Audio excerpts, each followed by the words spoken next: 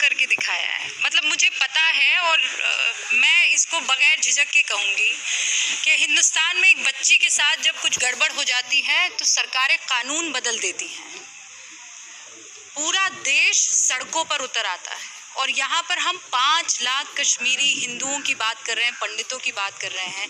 Please मुझे आप इसका जवाब दे दीजिए, आप दे दीजिए, आप दे दीजिए, आप तीनों में से कोई दे दीजिए। 5 लाख कश्मीरी पंडित अपने घरों से निकल जाते हैं और 32 साल किसी की भी पॉलिटिकल विल नहीं थी, मीडिया की विल नहीं थी, और ये सो कॉल्ड इंटेलेक्चुअल्स नहीं चाहते थे, because we were not vote back. There was appeasement going on. वहाँ के तब के चीफ मिनिस्टर थे, वो लंदन चले गए थे। जो प्राइम मिनिस्टर थे उन्होंने कहा, मैं उनको फोन कर रहे थे जगमोहन जी, वो कह रहे थे कि मैं क्या करूं, मेरे दोस्त हैं। तो कोई भी ऐसा नहीं था। पर चलिए 32 साल के बाद जो दुनिया का हमें प्यार मिला है, जो एक सुनामी और सैलाब आ रहा है, जो लोगों के दिल जुड़ रहे हैं, लोगों में आंसू आ रहे हैं, दिल टूटे हुए हैं। दुख जो है कभी कभी इंसान को जोड़ता है। ये जो पॉलिटिकल विल की बात कर रहे हैं, एक विल हमेशा रही है कि इसको किसी कीमत पर ऐसे ना खड़ा किया जाए कि सामने वाला विलन घोषित हो जाए। अभी एक ट्वीट आया ना, उस ट्वीट में बकायदा आरोप लगाए जा रहे हैं कि वीपी सिंह साहब थे, बीजेपी सपोर्ट कर रही थी। ये झूठ है। जगमोहन जी जब आए तभी कश्मीरी पंडितों को निकाला गया, उससे पहले तो कश्मीरी पंडितों को खरोच तक नहीं आई। नहीं, ये एकदम यानी इससे बड़ा झूठ कुछ हो नहीं सकता है। इसको मैं फैक्चुअली क्लैरिफाई करता हूँ। नंबर 1, जगमोहन साहब जो हैं 18 जनवरी को फारूक अब्दुल्ला जी ने रिजाइन किया था और छोड़ के चले गए थे वहाँ से।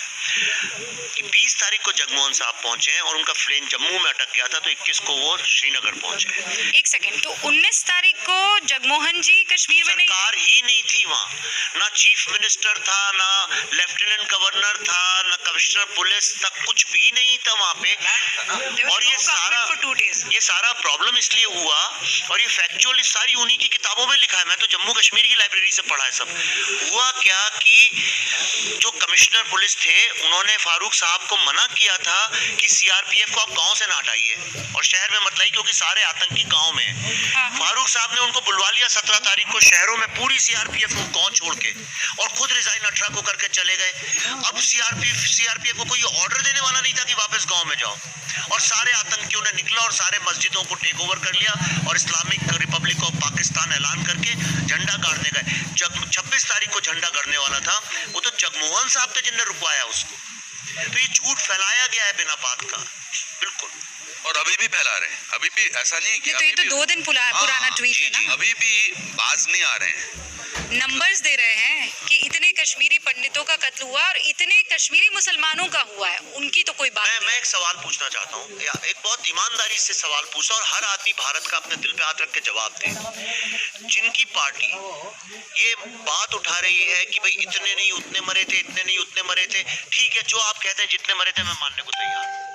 अब आपकी तो सिटीजनशिप इटली की है। आप एक बार जब इटली अपने ननिहाल या अपने मातामाल जाएं, तो वहां पे बस इतना ही सवाल कर लीजिएगा, नहीं साहब 6 मिलियन नहीं मरे थे, 4 मिलियन मरे थे या 5 मिलियन मरे थे, ऐसा हुआ था या नहीं हुआ था, जेल चले जाएंगे। इस चीज का ख्याल रखिएगा, वो उसका जिक्र कर रहे हैं। हाँ। तो they will go behind the bars, क्योंकि होलोकॉस्ट, डिनायल ऑफ होलोकॉस्ट के लिए आपको सजा हो सकती है जिंदगी भर की। पोलैंड में तो लाइफ टाइम नो क्वेश्चन, उसमें सवाल, उनने ऐसा लॉ बनाया, कहते इसमें सवाल ही नहीं उठेगा, बात ही नहीं कर सकते आप, बस ये था। सारे नाम बदल दिए उन्होंने, हम औशेट्स हो क्या है, अपने बच्चों को ले गए थे, सारे नाम बदल दिए। पर भारत में हम लोग अभी भी सवाल उठाते हैं इस बात पे, क्या फर्क पड़ता है 4000 मरे या 2000 मरे, नंबर है क्या, वो स्टैटिस्टिक्स हैं क्या, भारत का एक आंकड़ा है। नहीं, अब तो 80 तक आ गए, 88 पे आ गए हैं, बताइए आप। अभी वो 8 पे आएंगे, लिख के लीजिए, ये आप क्लिप बचा लीजिएगा इसको।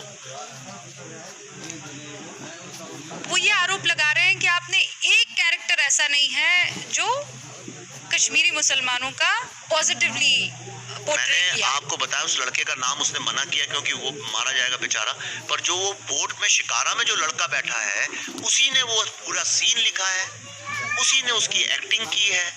तो मैंने तो कहा तो जो तुम बोलो वो कर दो। अगर आप देखें फिल्म में करंट गवर्नमेंट के बारे में भी बात करता है बिट्टा का कैरेक्टर, और खुल के बोलता है, और वो ऐसी लॉजिक है जिससे हम जैसे लोग ब्रेन वॉश भी हो गए थे जब हम यंग थे। तो ऐसा ये कहना भी पल्लवी का कैरेक्टर पूरा वही बोलता है जो जेएनयू में प्रोफेसर्स बोलते हैं, एक शब्द ऊपर नीचे मैंने नहीं किया है।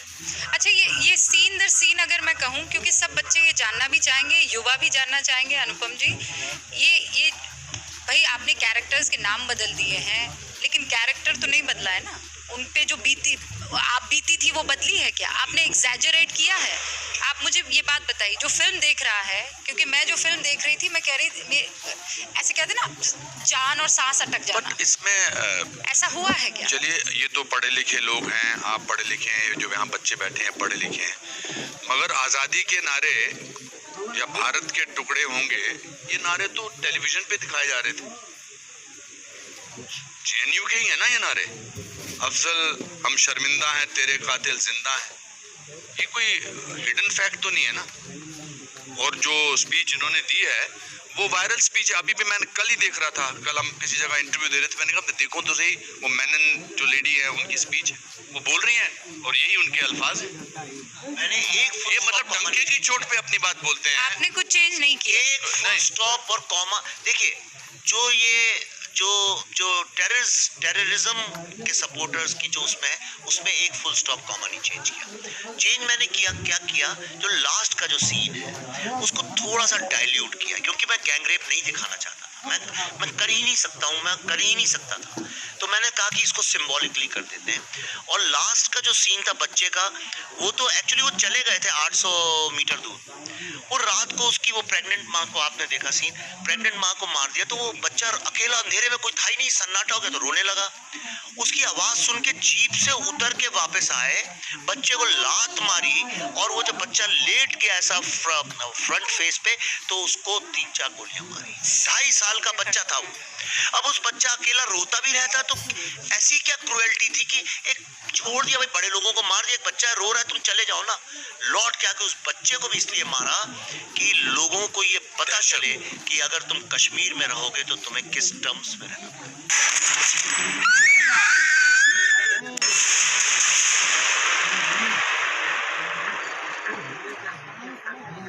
तीनों की तरफ मेरा ये सवाल है, कोई कश्मीरी मुसलमान जिसने फोन करके आपको बधाई दी हो या कहा हो मेरा नाम कोट मत करना, लेकिन जो तूने दिखा दिया या जो तुमने कर दिया है, सलाम है तुम्हें। मेरा फोन वहाँ पे है, मैं आपको कम से कम 25 मैसेजेस दिखाता हूँ, सिर्फ एक शर्त में, डीएम में, और आपको मैं 2 बहुत अच्छी बातें बताता हूँ। जो आप मीडिया में, ट्विटर में देखते इमेज बना लेते हैं, ऐसा है नहीं। मैं आपको बताता हूँ, इस फिल्म के सबसे ज्यादा, आप यूट्यूब में तो सब है, आप देख लीजिए, सबसे ज्यादा पॉजिटिव रिव्यूज कहाँ से आए इस फिल्म के? पाकिस्तान से, अफगानिस्तान से, यज़दी लोगों के, प्रताड़ित बहुत लोग हैं दुनिया। मैं आपको एक छोटा सा एग्जांपल बताता हूँ, मेरे नाम पे फतवा क्यों इशू हुआ था, ये किसी ने नहीं पूछा। सब कहते हैं फतवा हुआ था, पर क्यों, उसका रीजन क्या दिया गया था? 50 कारण रहे होंगे पीछे, लेकिन बहाना क्या बनाया गया था? बहुत ही एक एम्पावर्ड लड़की श्रीनगर में, बहुत एम्पावर्ड, रूबिका जी, बिल्कुल आप समझ लीजिए, आपकी जो चेतना है ना, एक एनर्जी है, उसकी भी वैसी है बिल्कुल, और हंसमुख, खुश, दिल्ली में पड़ी हुई, बिल्कुल दिमाग से सेपरेटिस्ट नहीं, और बहुत अच्छी लड़की। उसको जब उसने हमारे साथ गलती से डिनर कर लिया था, नहीं, मैं ईश्वर साक्षी है, उसको अपना शहर श्रीनगर छोड़ के कई दिन के लिए गायब होना पड़ा। जिन लड़कों ने, वो सिंगर्स हैं, म्यूजिशियंस हैं, राइटर्स हैं, पोएट्स हैं, मैं क्रिएटिव लोगों के ही साथ काम करता हूँ। हमारी एक पॉलिसी है, जिसको थोड़ी कविता लिखनी नहीं आती, हम उस आदमी से थोड़ा दूर रहते हैं, क्योंकि जो कविता लिखना जानता है वो कुछ उसको